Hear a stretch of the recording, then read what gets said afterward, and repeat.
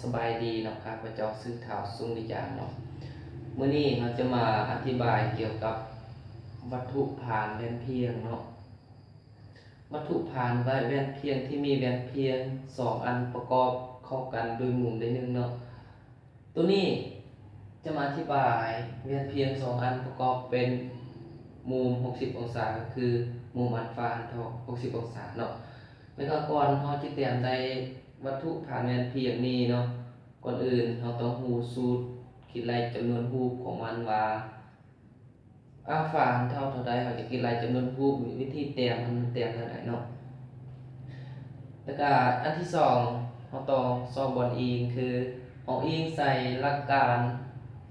วัตถุผ่านแว่นเพียงคือมุมฮอดเท่ามุมสะท้อน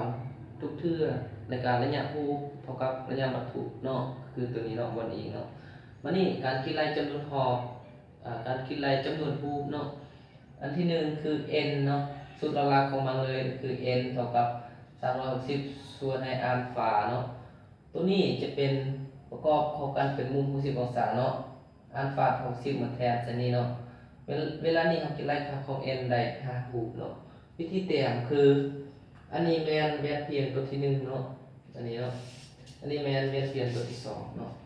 แล้วอันนี้ประกอบเข้ากันเป็นมุม60องศาเนาะในเมื่อเราวางวัตถุจริงเนาะอยู่ข้างกลางของหน้าแว่นเนาะของหน้าแว่นทั้ง2ประกอบเข้ากันเป็นมุม60องศาคืออันนี้เอิ้นว่าหน้าแว่นเนาะอันนี้เอิ้นว่าหลังแว่นเนาะวันนี้เรามาเบิ่งวัตถุที่1ผ่านแว่นเพียงตัวที่1คืออันนี้แม่นวัตถุจริงเนาะเมื่อมันไปกระทบใส่แว่นเพียงตัวที่1เนาะ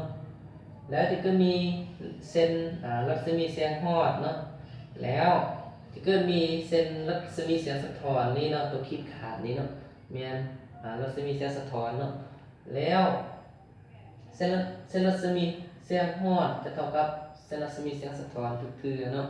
หรือว่าจะว่าระยะวัตถุนี่จะเท่ากับระยะรูปเนาะคือนะระยะวัตถุเท่ากับระยะรูปเนาะแล้วได้รูปตัวที่1แล้วรูปตัวที่1นี้แล้วไปกระทบใส่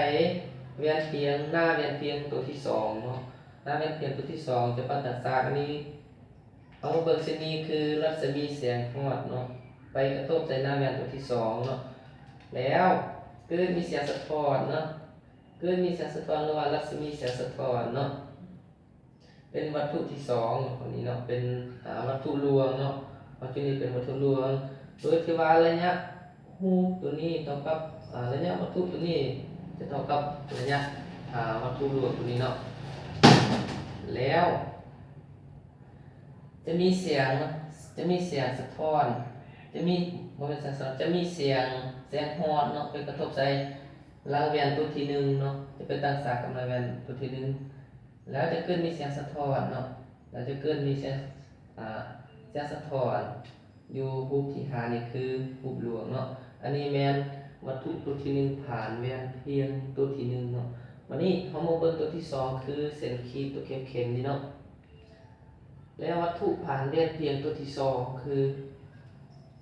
มันจะตั้งฉากเนาะนี่คือรัศมีแสงฮอดเนาะมันจะตั้งฉากกับแว่นเพียงตัวที่2แล้วจะเกิดมีรัศมีแสงสะท้อนเนาะแสงสะท้อนเป็น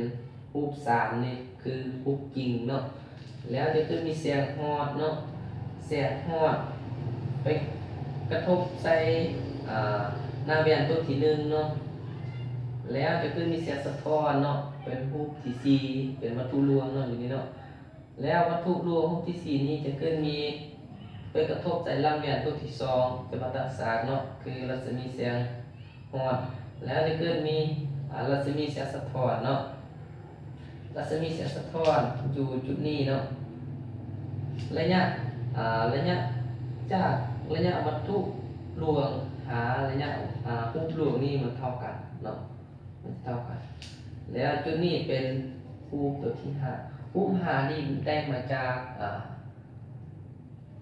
แว่นเพียงตัวที่1และแว่นเพียงตัวที่2ตัดกันอยู่หลังแว่นนี้เนาะแล้วมันจะตัดกันเป็นรูปที่5เนาะอันนี้แม่นปรากฏการณ์วัตถุผ่าน เวียนเพียงเนาะที่มีสองอันเนาะประกอบเข้ากันด้วยมุมอัลฟา60 องศาเนาะจะมีแต่เท่านี้เนาะ